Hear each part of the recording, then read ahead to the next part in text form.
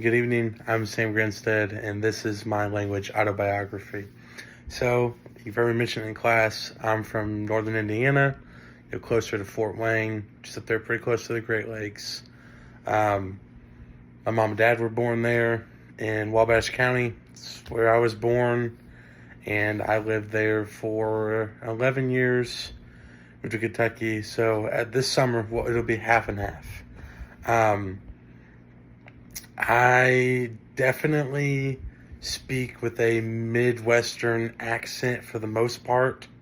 My pronunciation of words is kind of just that flat, dry. There's no accent really either way.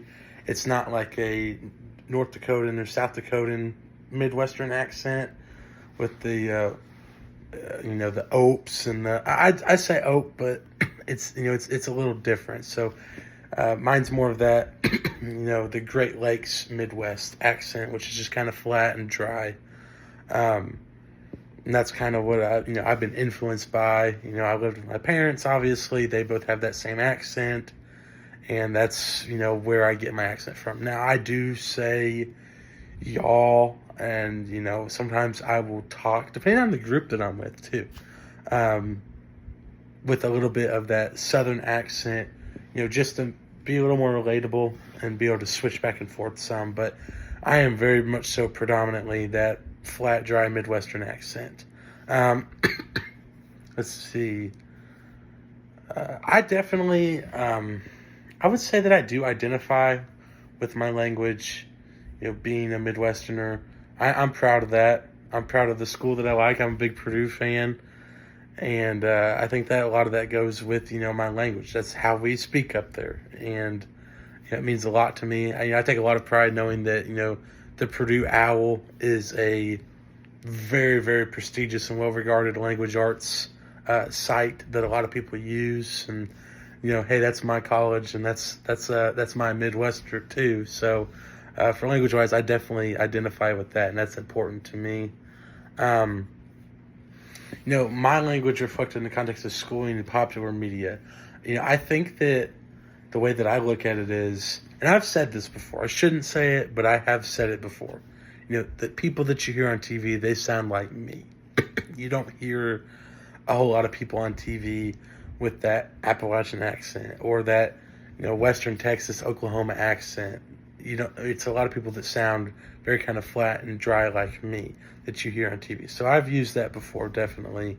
And that goes with, media. Excuse me. I definitely remember people commenting on the way that I talked, especially when I first moved down here.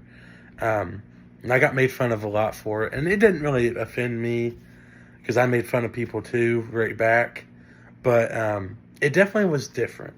I came down here and, there's a county straight west of here.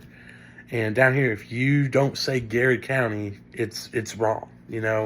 It's spelled Gerard, but it's pronounced Garrett here. And that's just how it is. So, getting used to things like that, Vol instead of Ville for places like Louisville, getting used to things like that. I had a lot of people comment on the way that I said things like that. We actually got lost going to a baseball tournament once because there was a tournament in Anvil. So we're looking for Anvil, not Anvil. So that was definitely something that was a real world effect for me and my family when we first moved down here. Language wise, I don't have a whole lot of, beliefs about it.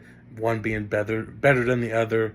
I definitely, like to poke fun sometimes, especially with friends, about language. I had a speech impediment, still do. I have a lisp on my S's. So, language doesn't really bother me either way. Like, I don't get offended, and if I poke fun at you, it's just because I like you. So I don't think that it's really hard for me to listen to.